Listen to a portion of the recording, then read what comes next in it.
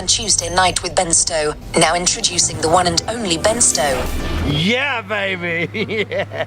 Hey, it is Tuesday. That means it's Tuesday Night with Ben Stowe, and we're getting things all set up here. There he is right now. And because this is kind of, the Lighting Symposium is kind of a Ben Stowe event, well, he's got to get things kind of set up. And that means that our little recording has got to be set up here. So Ben's getting ready with the lighting. So that way we'll have a beautiful light for tonight's show. So let's see how this is going to work.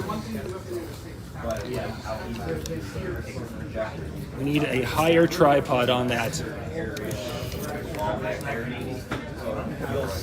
I think that works, actually. I think it's going to get us there. Excellent.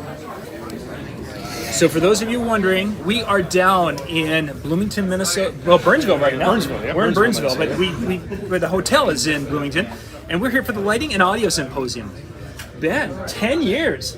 Yeah, hard to believe. Wow, you started when you were 15. It's incredible. It's incredible, and a great crowd, a lot of fun. How much getting ready for this event?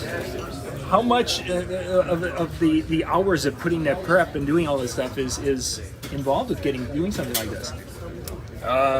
Innumerable. You know, there's a lot of moving parts. Making sure that our presenters are taken care of. And really it starts with content. You know, do we have the right content for our attendees? And then once we do, getting the presenters here and getting their logistics planned.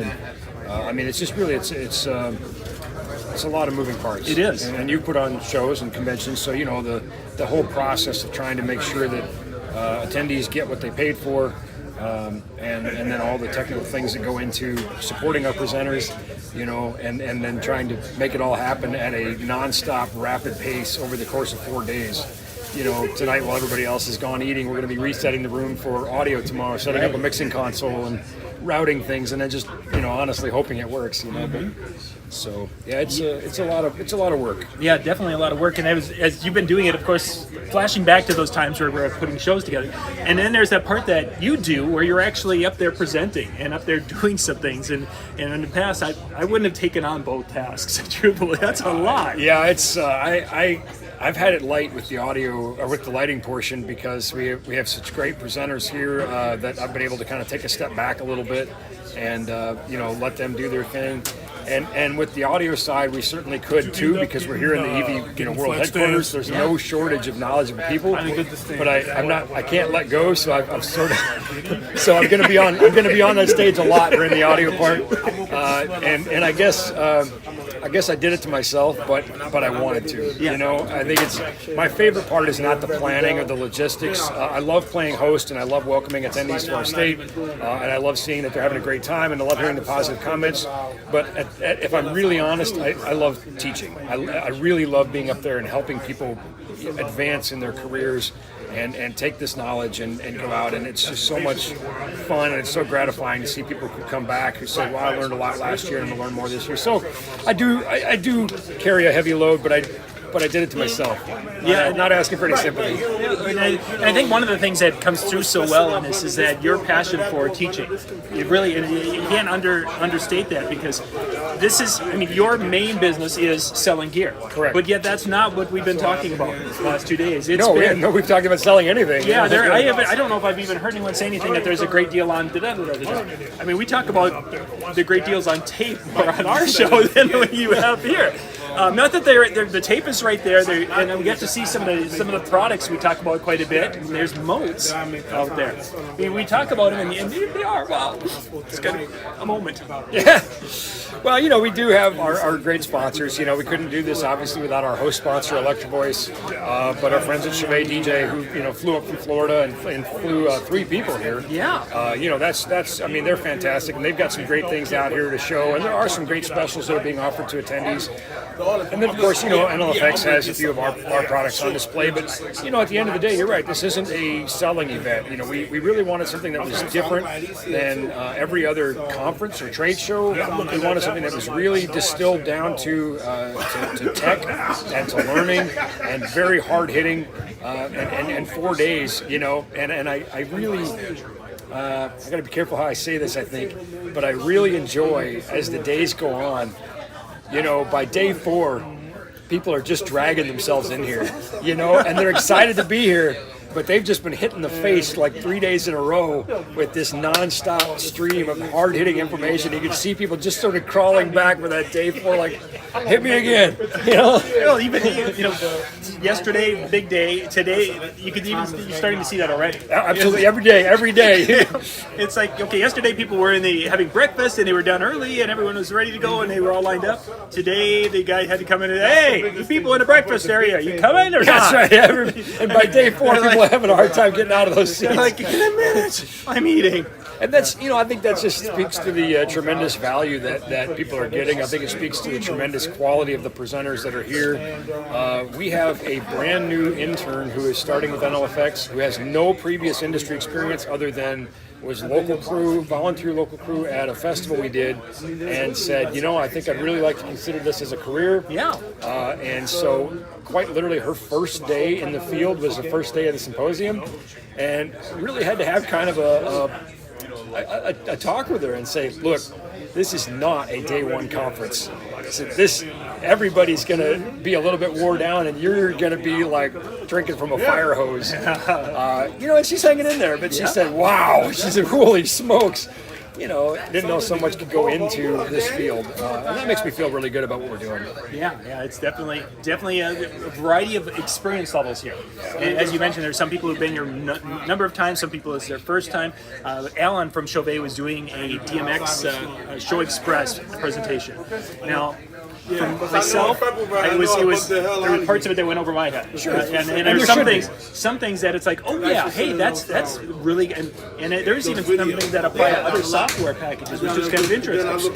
And it was neat there. But my son, who's really into the DMX lighting world and wants to get into that, he was just like, oh my gosh, this is so great. I want to do it. So yeah, it's a neat experience. I think that you and your son get together, you're going to be able to support each other in that. And I think that if other attendees do the same, and we encouraged attendees to do that, as you know. They say, hey, get together tonight at the hotel, and everybody took away a little bit something different. And, I think that there's so much more learning that goes on after hours, too. Which is another one of the reasons people are really tired by day 4 is, you don't check out at 5 and that's the end of it. Obviously, tomorrow night we're taking our attendees to the legendary First Avenue for a private, dinner, a VIP, experience there. But even such, just the new friendships that are being made, the camaraderie, all that. So, speaking of the lighting symposium, I'm going to adjust our lighting here real quick. And also, you mentioned attendees that have been here. I see Brian Kelm over there. We're going to call him over here. Brian, we're going to put you on the spot. Yeah, we are. Yes. Ladies and gentlemen, Brian Kelm. Hi. Brian, you have made it to every single symposium. And by the way, you're on Tuesday night with Ben Stowe here, but it's Tuesday afternoon at the moment. What an honor. Well, thank you for saying that. It's an honor for me to have you on the show. So John was just talking about attendees who've come year after year. John usually does the question answering, but he stepped away for a minute. So I think, what I would like for you to do is we close out, the 10th anniversary of the symposium, and we think about what we've done over the last 10 years, and we contemplate what a future might look like. Maybe a future without a symposium. Tell me what the symposium has meant to you and what you've learned and why you came back every year. Sure. Number one is collaboration, is the people, the friendships, and just the love that's in the room for people that want to learn more, and for people that are brand new, they're willing to share. Okay.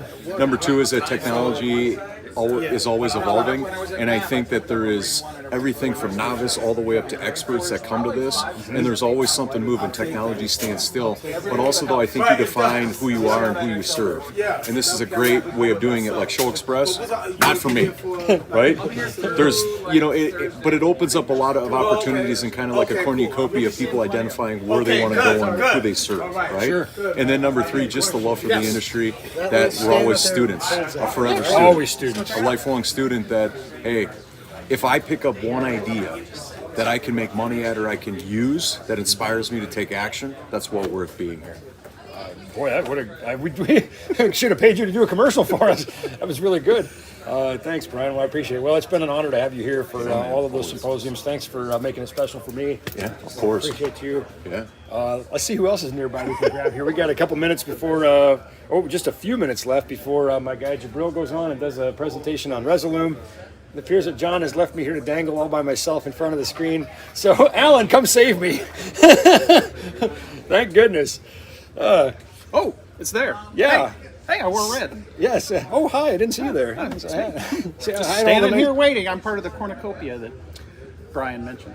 Yeah, he did use. I'm the fruit. No, wait a minute. No. I'm the big banana. Yeah, you're the corn. And putting the corn in the cornucopia. Hi, Ben. Hi, Alan. So I'm guessing that John sent you over this way for something. He said I was on deck. All right.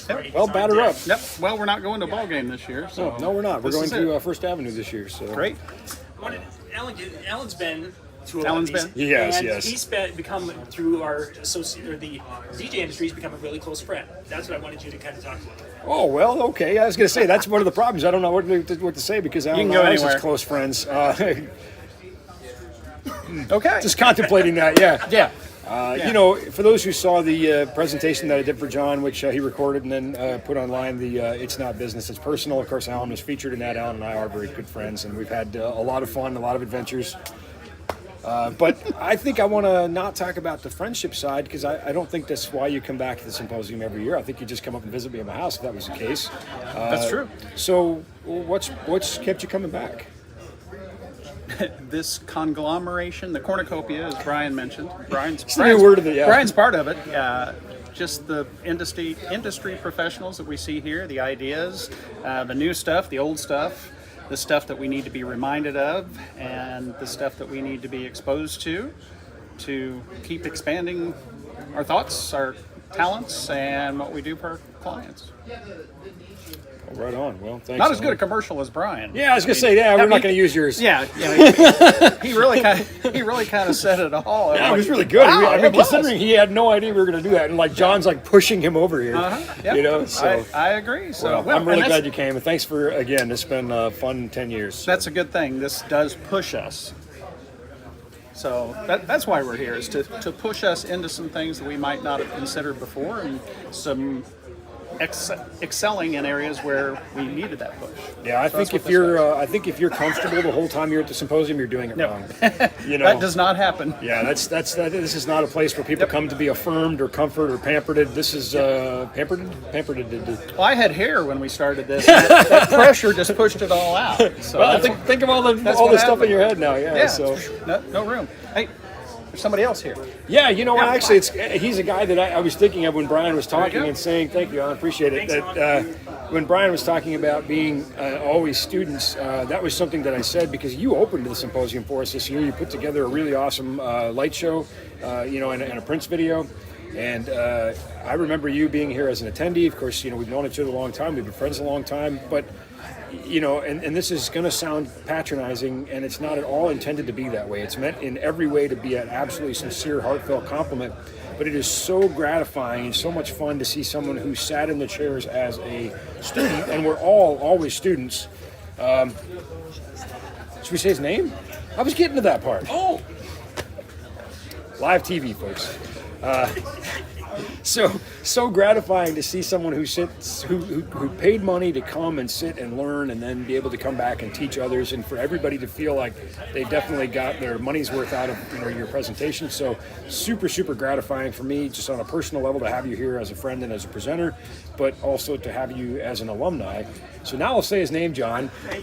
So Brent Schmidt from Ohio kicked us off. So tell me about, I think we'll tell the good folks in TV land about, being a student and then being a presenter, and how, we're all always students, I think it was just that information that wasn't being presented that allowed me to kind of take what I learned here from the symposiums that I attended in the past and to kind of help build upon that, so that not only were you learning about the technical aspect, but how we can incorporate it into our live shows and how to give more of that experience level of production for all of our clients, both wedding, corporate, nonprofits, people like that. So.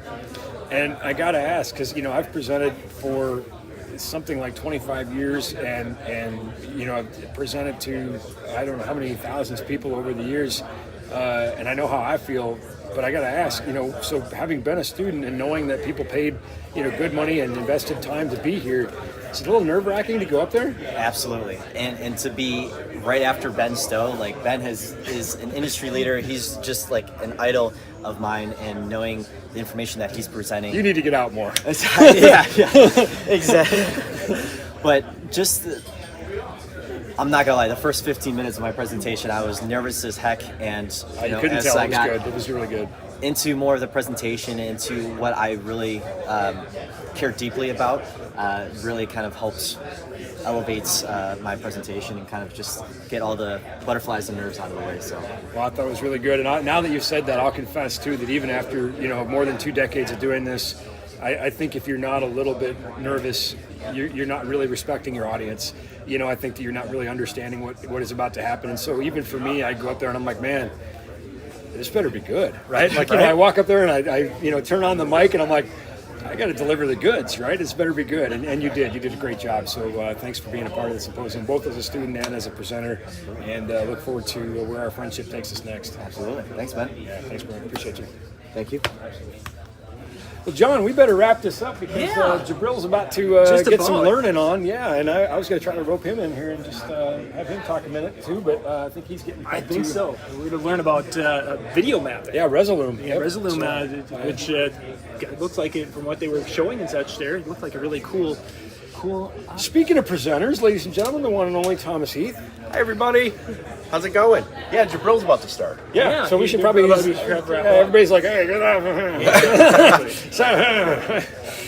But it was just one with Brent. It's neat, a younger person than us. And That's most people these days. That is true, but there are still a couple people older than us. But all right.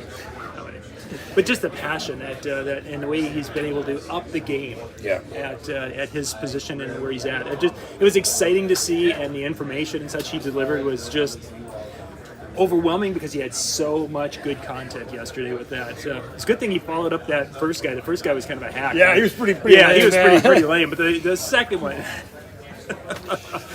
Yeah, so one of the things, if you ever come to an event that Ben Stowe does, there's this thing called a bus, and he happens to throw people under the bus once in a while. that was only Alan. Alan Alan Reese from Chauvet. He's the guy that got under the bus he's today. He's probably still can't even find. He won't even get near me anymore. Yeah. So just keep that in mind. If you're Alan from Chauvet, that's why you don't want to be a friend of mine. That's what I do to my friends. If you're my friend. Wait a second though, but Alan, who was just on tough love, he does that to us once in a while. He does, and it was payback. He's an engineer at Chauvet, and he's a very bright guy, and he's a guy that I go to for help and advice. So when I got a chance to pound on him a little bit, I couldn't pass on that. Yeah, although his statement from the back of the room when Ben had messed up with something or did something, and Alan could jump on that, and he's like, yeah, I'm bigger than that. I couldn't hear what he said. Yeah, you missed it, but those of us back here heard it. Yeah, I mean, he's just not witty enough to come up with something that quick. That's all. There we are. Anyway, thank you guys. Record this and send it to Alan. Yeah, we only get to see the last bit. We're going to wrap things up. Thank you guys for watching tonight. This is a shorter show because we are on remote, and we'll be back to you here in the next week or so with our next regular Tuesday night with Ben Stowe. Have a great evening. We'll catch you next time.